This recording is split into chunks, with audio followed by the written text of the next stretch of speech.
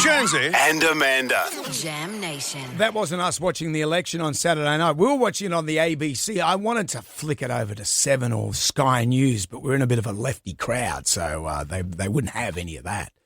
But, well, I mean, every network's going to do a fair coverage because the result is the result. But Channel 9 had the dunk tank. Yeah. Remember there was a It's time... gimmicky, isn't it? They put Peter Dutton's face in a dunk tank. Yeah. And I saw someone else say, look, they're still humans. These people have to put themselves out there every day, and they probably saw the writing on the wall and knew so many politicians would have known, I can't win this, but I have to front up anyway. They're still humans, and and they're nice people, and what do you do? But apart from Clive Palmer, dunk him. Not a single seat for Clive Palmer. And Clive's going to retire. He's too old for politics. Oh, yeah. When did he decide that? He's going to But that's, pull out. Someone was saying to me how everyone was outraged to get all those that tweets from him, texts from him, and all the money spent on advertising. A friend of mine said, no, let him spend more money. So when he loses, he's lost all that money as well. Well, he reckons he makes that in a week. Doing what? I don't understand. I don't know. I will say this about this. I had a history of Clive, the history of Clive. He looks better now than he did when he was 40. Oh, he must have looked terrible at 40. Here's me saying they're humans. Let's not vilify them. He looks kind, terrible. Says Miss Kind over here. But it was all class, and this is what I love about being in Australia.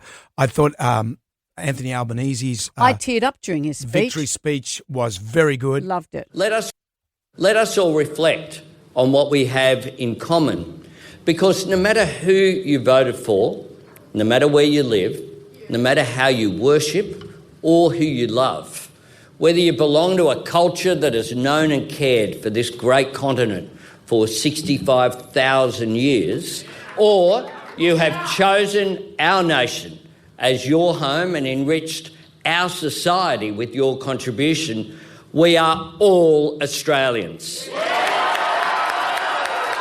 Peter Dutton's concession speech, that was fantastic. Now, we didn't do well enough during this campaign. That much is obvious tonight, and I accept full responsibility for that. Earlier on, I called the Prime Minister to congratulate him on his success tonight. It's an historic occasion for the Labor Party, and we recognise that. I congratulated the Prime Minister and wished he and Jody and Nathan all the very best. And I said to the Prime Minister that his mum would be incredibly proud of his achievement tonight, and he should be very proud of what he's achieved. Thank you. He was so human, and a lot of people have said, where was that Peter Dutton during the campaign? Because you could respond to him as a human. He's a lovely fella. When he came in the studio, we were charmed by him. Ali France, who has won the seat that Peter Dutton lost, he lost his own seat, which means he's no longer a member of Parliament. He's no longer a politician. But Ali France's story is quite extraordinary. She's been campaigning since the 2019 federal election for this seat. And the more I read about her, the more extraordinary she is. She had no idea that she wanted a career in politics, hadn't pushed for any of that. Then she had an accident. She was pinned by a car in 2011 and lost her leg above the knee. I didn't know that. No, she's a Paralympian. She was unable to walk for more than 2 years and found comfort in a new sport, outrigger canoeing. But during this process for her, she saw a need for greater NDIS support, disability support, the cost of healthcare, all that kind of stuff. She suddenly thought, I think I need to go into politics. Yeah.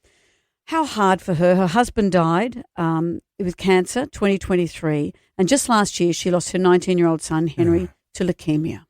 And so this is a woman who's done the hard yards, is doing the hard yards. These are the people, when I say the dopes that run this country, these are the people you want running the country. Yeah. Someone, as she said, she has she sees the world through the lens of knowing how hard it can be and how she can help people. What I took away from also watching the Prime Minister's victory speech is, and this is what separates us from America, is what he said here.